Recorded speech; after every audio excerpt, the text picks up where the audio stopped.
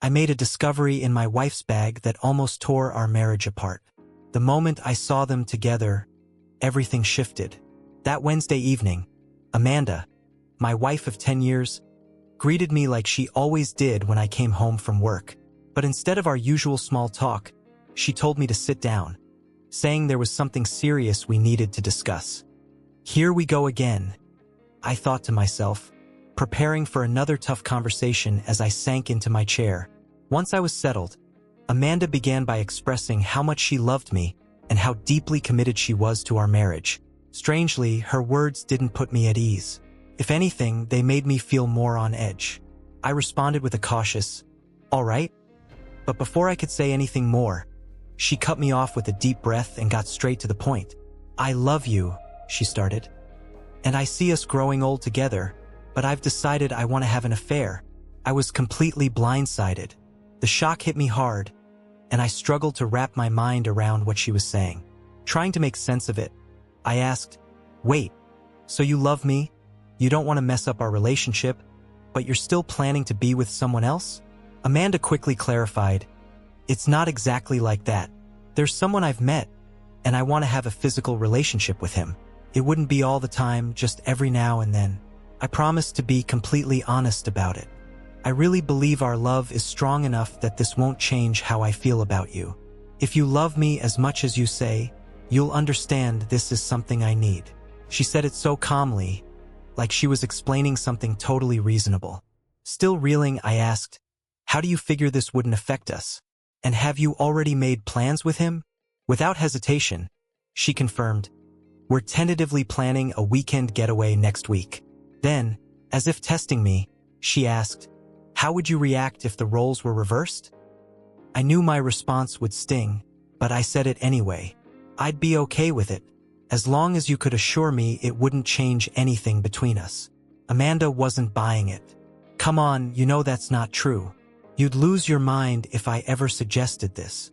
I couldn't help but scoff at her assumption, and she seemed a bit thrown by my reaction. "I didn't expect this from you," she said, sounding almost let down. "I thought your love for me would be enough to make you accept this." I just stared at her in disbelief. "I don't know what you've been imagining," I replied, "but it's definitely not realistic. Do you honestly think I'd just stand by and let you have an affair? Am I supposed to sit here while you spend the weekend with another man?" For the first time, she hesitated. "Maybe I didn't think this all the way through," she admitted, looking down. "You're right. I didn't take everything into account, including my own feelings. But if I say no now, will you still go through with it?" She looked me straight in the eyes and quietly said, "I'm not sure. I didn't expect you to actually say no. It was obvious neither of us had thought this through properly." "How about this?" she suggested. "Let's give it a few days. I need some time to think things over, and then we can sit down and talk again on Sunday." Tonight threw me off too. Feeling completely unsettled, I decided I couldn't share a bed with her. Not after what she had just told me. I started grabbing my things to move into the guest room. Amanda noticed and asked, "What are you doing?" "I don't feel like sleeping next to someone who's more focused on another man than on me," I replied bluntly. I closed the guest room door a bit harder than I meant to, feeling a strange mix of anger and confusion. That night seemed to drag on forever and sleep never came, but it did give me plenty of time to think and to start forming a plan. I came to the conclusion that if Amanda actually went through with what she was proposing, there'd be no salvaging our marriage. The next morning, I went about my usual routine and left for work, but we didn't exchange a single word. Once I got to the office, I called in, telling them I needed a couple of days off for personal reasons. That's when I set my plan in motion. First thing, I went out and bought 3 voice-activated recorders. I placed one by the phone, another in our bedroom, and the last one in her car. On top of that, I installed a phone tap to record any calls made from the landline. Afterward, I headed over to our cell phone provider. Since I handled her account, it was easy for me to pull up her phone records. With her still at work, I decided to dig into her emails. That's when I stumbled upon an account I didn't know existed. Guessing the password wasn't too difficult, and what I found inside made my stomach turn. But at least I learned that she hadn't actually slept with him yet. I set up the email account to forward any new messages to me without leaving a trace. I wasn't done yet. Next, I picked up 2 small GPS trackers, easy to hide, almost impossible to detect.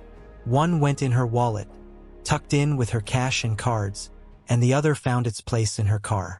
By the end of the day, I had everything in place to track her every move. All that remained was getting my hands on her phone to check her messages, which I planned to do later that night along with planting the GPS devices.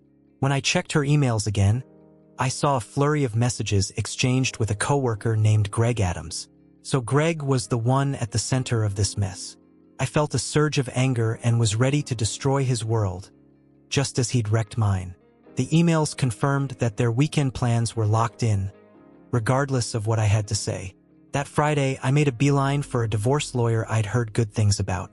I laid everything out for him, citing adultery and making sure Greg Adams was named as the other man. The lawyer assured me the case would be straightforward, as long as I had solid proof. I handed over the emails, phone records, and told him recordings were coming soon. He seemed pleased and promised to get started right away. That evening, when Amanda came home, I gave her the cold shoulder. Not a single word was spoken between us as she busied herself with making dinner. Instead of sticking around, I grabbed my keys and headed out to a bar for something to eat and a couple of beers.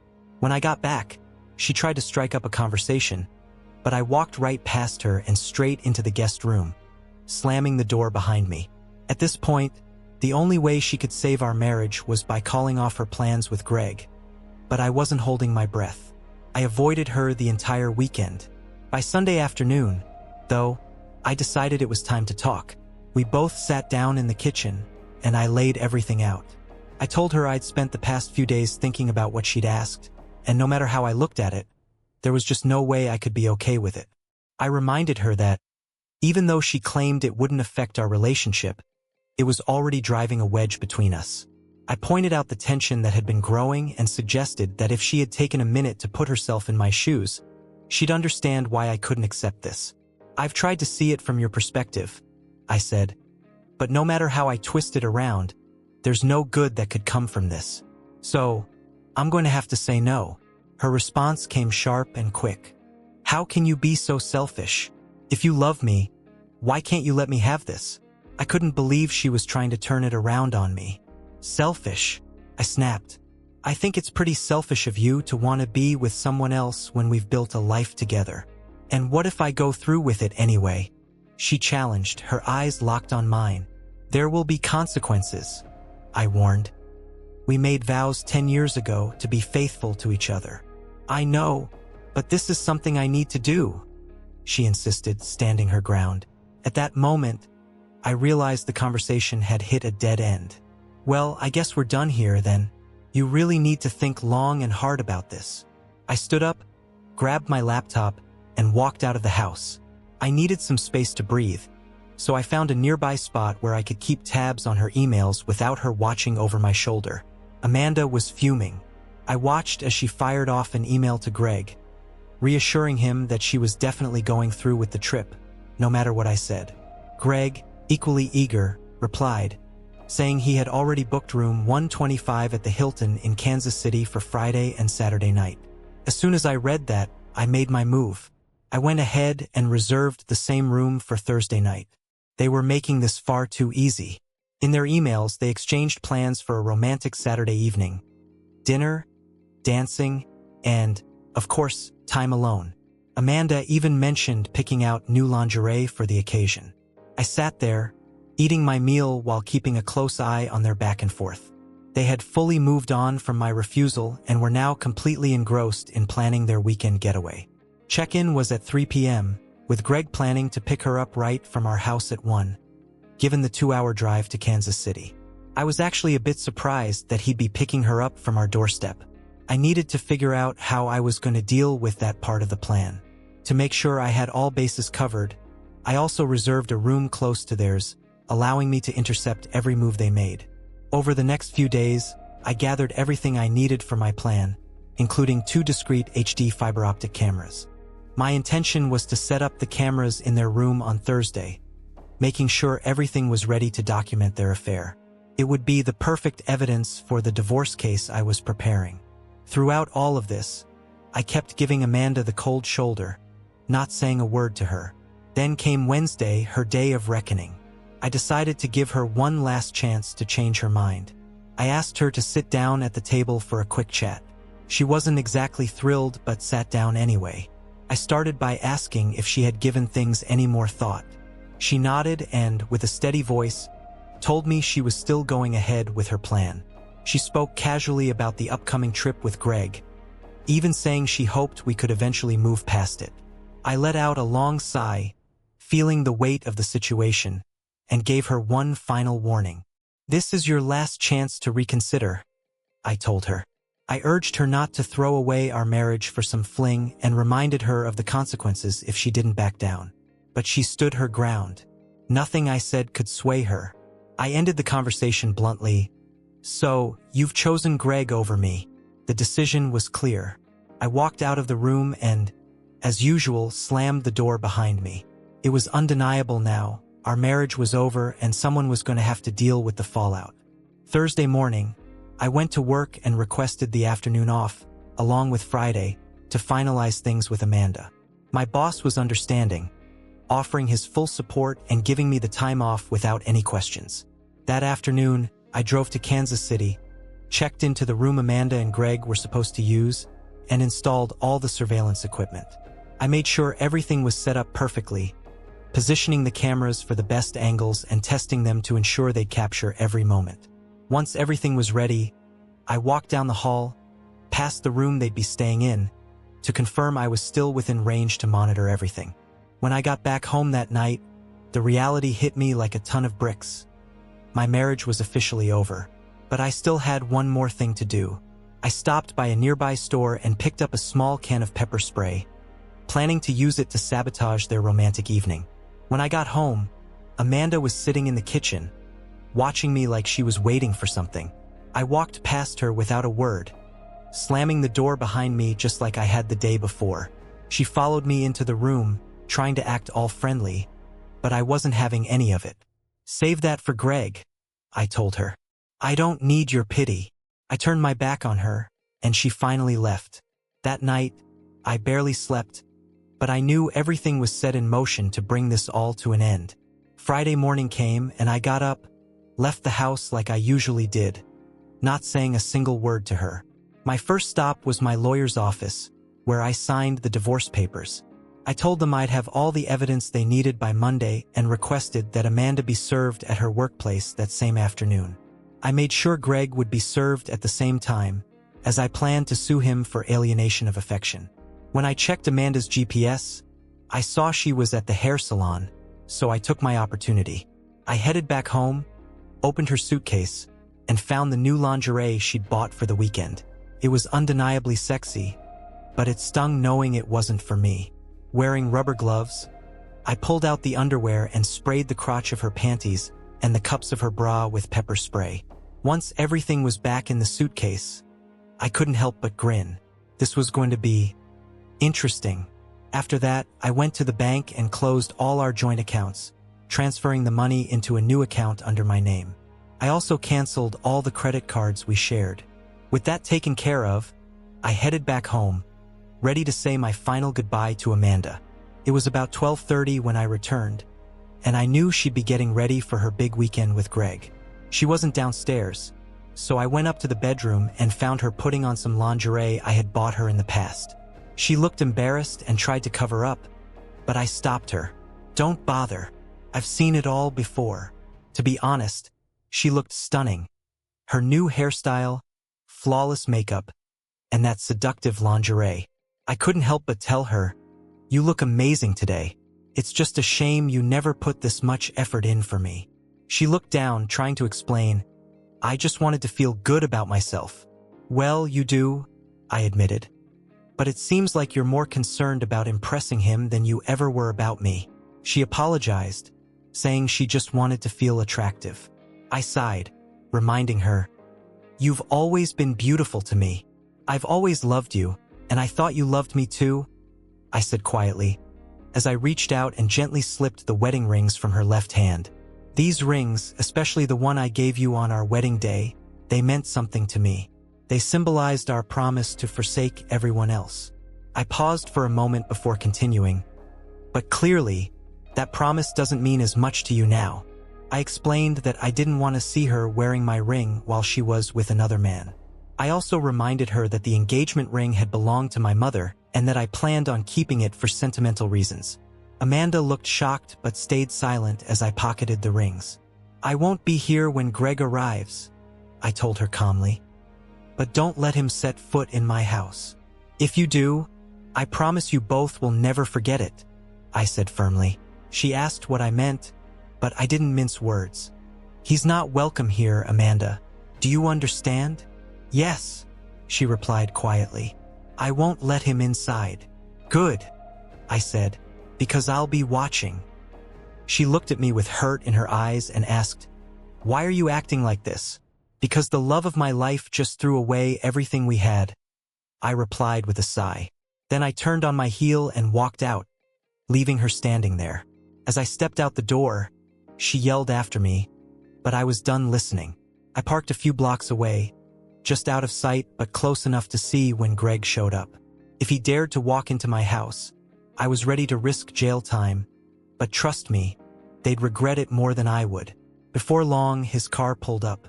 I watched as he made his way to the door, rang the bell, and Amanda stepped outside with her suitcase in hand. They hugged, then shared a long, passionate kiss. He grabbed her suitcase, and as they turned to leave, Amanda glanced in my direction with a smug grin. As they got into the car, she gave me another cocky look, so I didn't hesitate to flip her off. The grin faded from her face real quick. Once they were gone, I headed back home. I changed all the locks and updated the garage door code. Then I grabbed the suitcase I had packed for myself and made my way to Kansas City. After checking into the hotel, I went straight to the room and set up my laptop. The camera I had installed earlier was aimed perfectly at the foot of the bed, and soon enough, Amanda and Greg made their move. It was obvious they had already been intimate, though it didn't look like Greg had much staying power.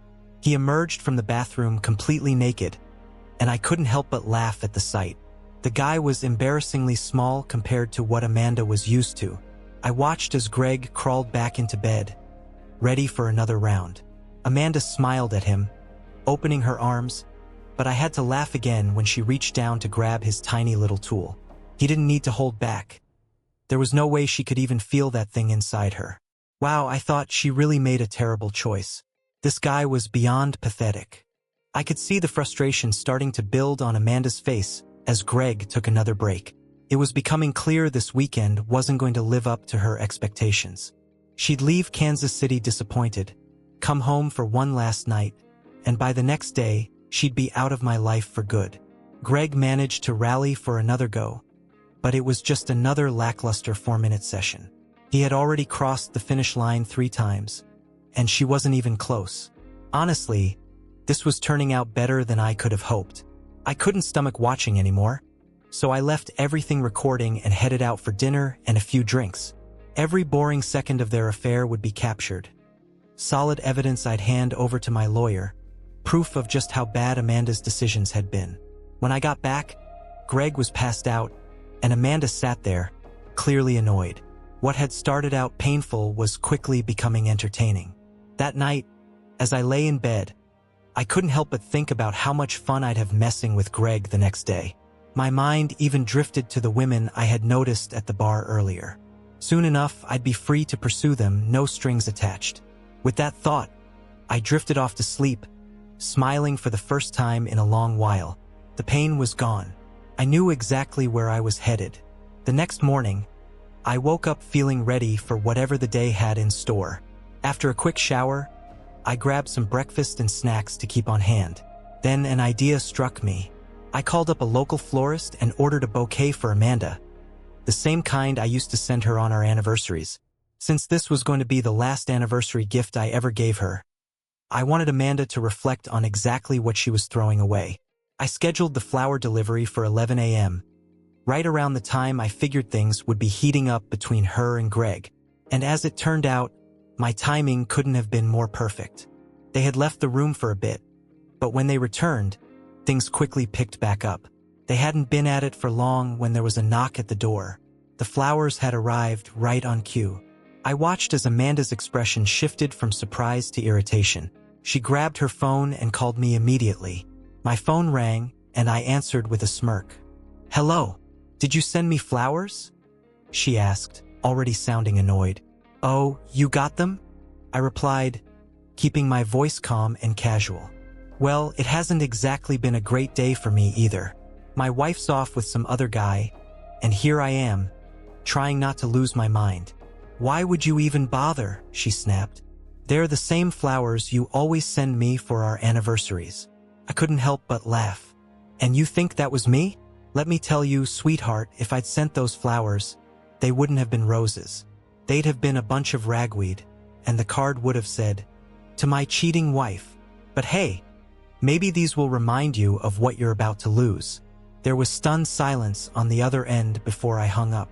She tried calling me back a few times, but I didn't bother answering. Eventually, she gave up. I saw her talking to Greg, and he tried to reassure her that I'd come around eventually. He couldn't have been more wrong.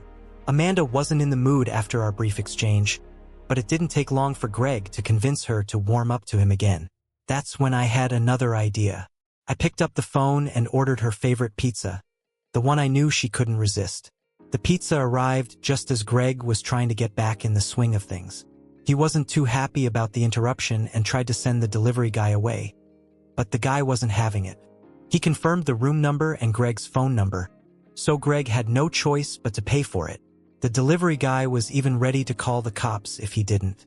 After the pizza guy left, they decided they might as well eat it since it was already paid for. After their meal, they chatted for a bit, but it didn't take long before Greg was back to chasing Amanda around the room. That's when I decided to keep the fun going. I ordered her favorite sandwich from a nearby deli. Just a couple of minutes into their activities, there was another knock. This time, it was the sandwich. Amanda's face fell when she saw it, and that's when she finally started to realize I knew exactly where they were.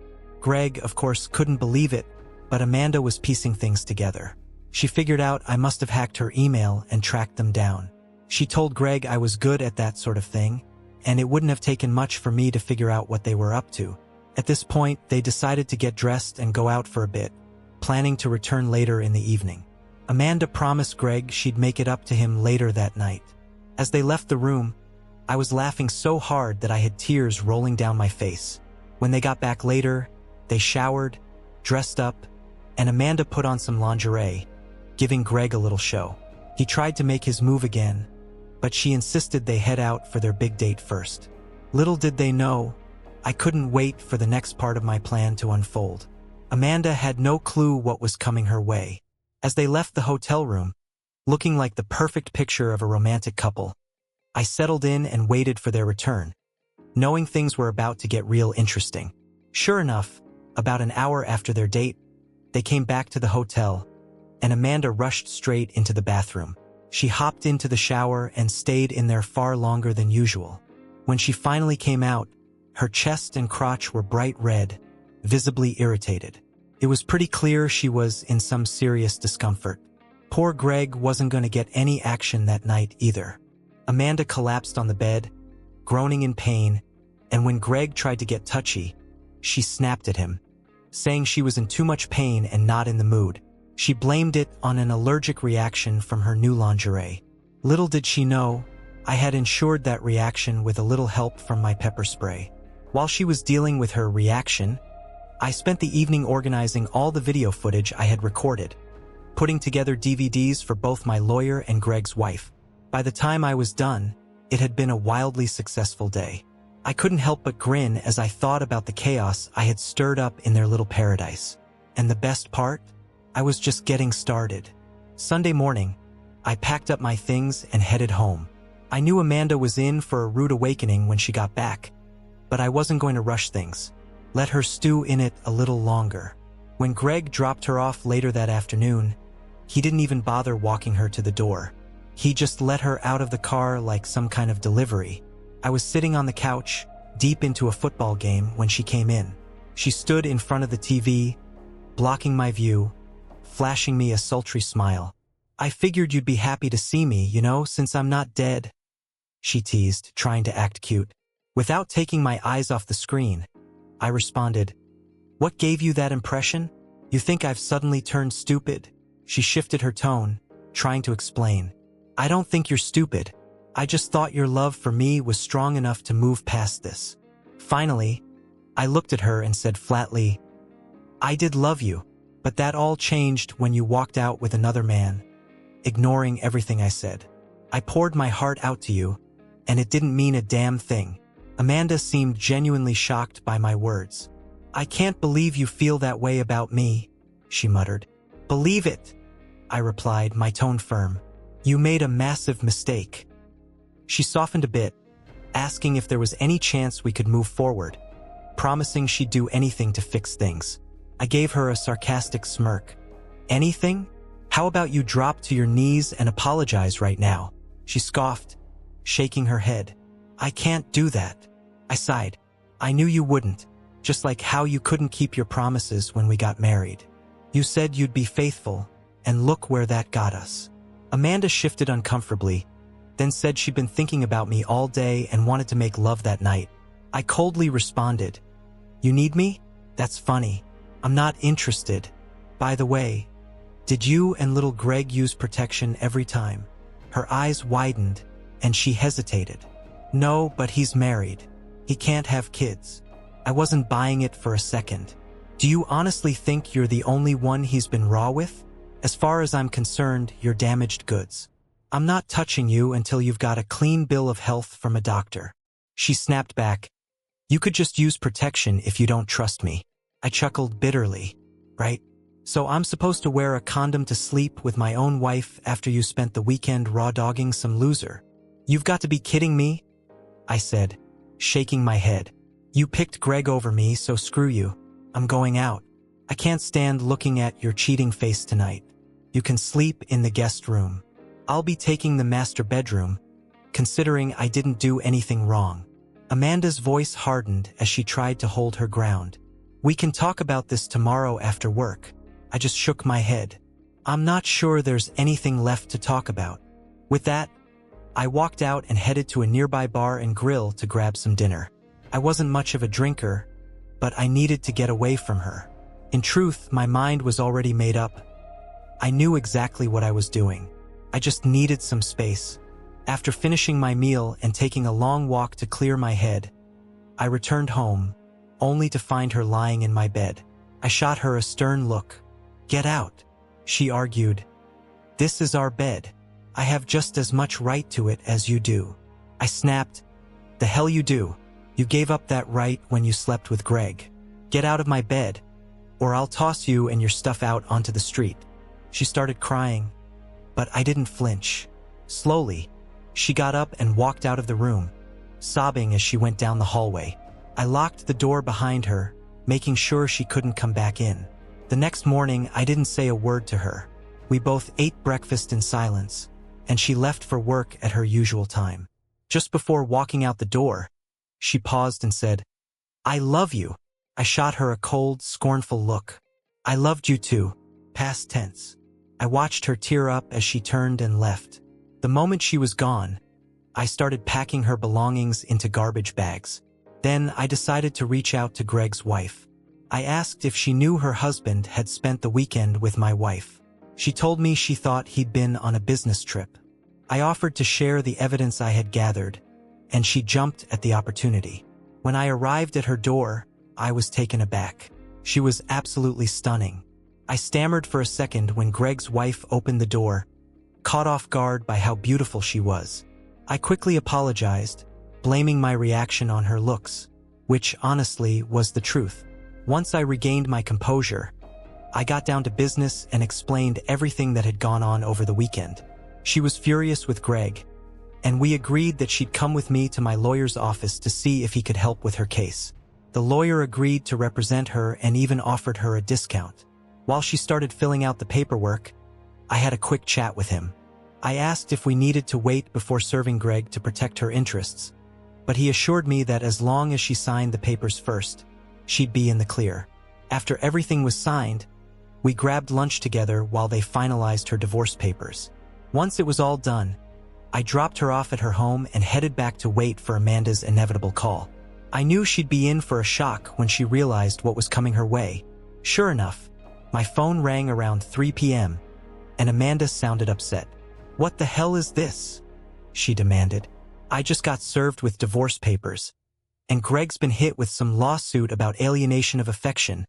I replied calmly, "It's all pretty straightforward, isn't it? I warned you there'd be consequences, but I guess you didn't take me seriously. I didn't think you'd actually go through with this." She shot back, her voice rising. Couldn't help but smirk. "Well, maybe you should have listened to me instead of falling for whatever lies Greg was feeding you. But look, let's not argue over the phone. We can talk when you get here."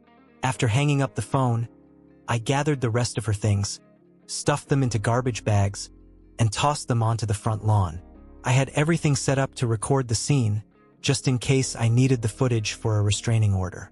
When she pulled into the driveway and saw her belongings scattered across the yard, she completely lost it. She started screaming, her words barely coherent, spitting out insults like venom. I stayed calm, just watching as she unraveled, until her rage finally turned to sobs. "If you want to talk, settle down so we can have a civilized conversation," I told her. "If not, I'll pack your stuff into your car and you can leave." Through her sobs, she cried out, "I never thought you'd actually do this to me." I looked at her, completely unflinching. "Do this to you? Amanda, you did this to us. I warned you over and over not to go through with it, but you chose to destroy our marriage anyway. What made you think I wouldn't file for divorce? You said you loved me," she whimpered. "I did," I replied firmly. "I loved you more than anything, but you shattered my heart. The truth is, you never loved or respected me, and I can't stay with someone who thinks so little of me, even if I still have feelings for you." She hesitated for a moment and then asked, almost shyly, "Why do you keep calling him Little Greg?" I let out a humorless laugh. "I had cameras set up in your hotel room all weekend. I saw everything, and let's just say he's not exactly well endowed. The first time I saw what he's working with, I laughed so hard I nearly cried. I honestly wondered if you could feel anything at all." Her face flushed with embarrassment. "We made love," she said quietly, "and I'll miss that." I wasn't going to let her play the victim. "Look, Amanda, now you've got the freedom to be with whoever you want. You can have a new guy every night if that's what you're after." She shook her head. "I don't want anyone else. I want you." Sighing, I said, "Let's sit inside for a minute." We went into the kitchen and sat down at the table, just like we'd done so many times before. But this time it hit me hard. This would be the last time we'd sit here together. She looked at me and asked softly, "You wouldn't actually hurt Greg, would you?" I stared at her. "Why not? He ruined our marriage, and I think he deserves to pay for that. More than just a lawsuit and a divorce." She looked confused. "Wait, he's not getting divorced, is he?" "Oh, he is now," I told her. "His wife knows everything and is ready to end it. In fact, we're even sharing a lawyer and we got a discount." Amanda looked doubtful. "Do you really believe that? Or is this some trick to make me look bad?" I shook my head. "I talked to his wife this morning. I showed her all the evidence.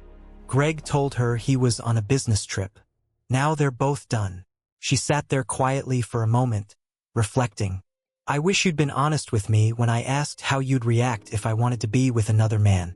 I knew you'd go crazy." I laughed, but it was bitter. "That's the problem. You never believed me even when I was being straight with you. And that's one of the reasons we're getting divorced. Honestly, I don't care anymore. When you call him later, you'll find out he's been kicked to the curb just like you." "So you're really kicking me out?" she asked, her voice small. "Yes, Amanda. I made the decision the night you told me about your plan. I went into the guest room to think, and within an hour, I knew I wanted a divorce. By Thursday, I had everything I needed to gather evidence and hack into your email. By Friday, I'd already been to the lawyer and started the divorce process." Sensing her world crumbling, Amanda asked, "Why didn't you give me a heads up that you were planning to divorce me? Maybe I would have reconsidered." she said quietly. Is there any way you could forgive me? I paused, feeling the weight of the moment settle over us. Amanda, I loved you more than anything.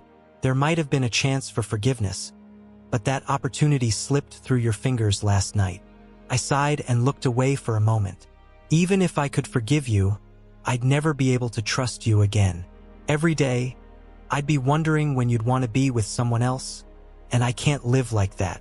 Tears welled up in her eyes, but I continued, my tone firm but calm. Unlike you, I've thought this through over and over. No matter how many times I go through it in my head, I always reach the same conclusion. I'm going to divorce you, and I'm going to make sure little Greg pays for wrecking our marriage. I could see the reality finally sinking in for her. You can call him if you want. Figure out where you're going to stay, but don't bother trying to use your credit cards. I canceled them. I left half the money in our checking account for you and removed my name from it. I'll split the savings and you can keep your car, but you'll have to take care of the payments. Take your clothes, personal things, whatever you need. I'll even let you have some furniture once you find a place to live. But the house. I paused, meeting her gaze. That's mine. If I sell it, I'll give you half, but everything's already outlined in the divorce papers. If you decide to contest it, I'll use the evidence I've gathered, and it won't end well for you. She nodded, her voice trembling. I won't fight it. This is all my fault. I just wish I could undo it. I tried to lighten the mood, even though humor felt far away. You know the difference between a cheating wife and a light bulb? She looked confused. No, what's the difference? You can't have a romantic relationship with a light bulb, I quipped. But her expression stayed flat. This wasn't a joke she could laugh at. She just shook her head, resigned. I'm not going to argue, she said softly. I know it's all on me. I just wish I could turn back time. Realizing we were done, I told her it was time for her to leave. I helped her gather the last of her things, packing them into her car while she stood there, tears streaming down her face. When everything was loaded up, I handed her one final item, her wedding ring. I had flattened it with a hammer, turning it into a twisted, meaningless piece of metal. You can sell it for cash, I said bluntly, watching the flicker of emotion cross her face. Then, I leaned in, kissed her forehead, and whispered, "Goodbye, my love." I turned and walked back into the house without looking back.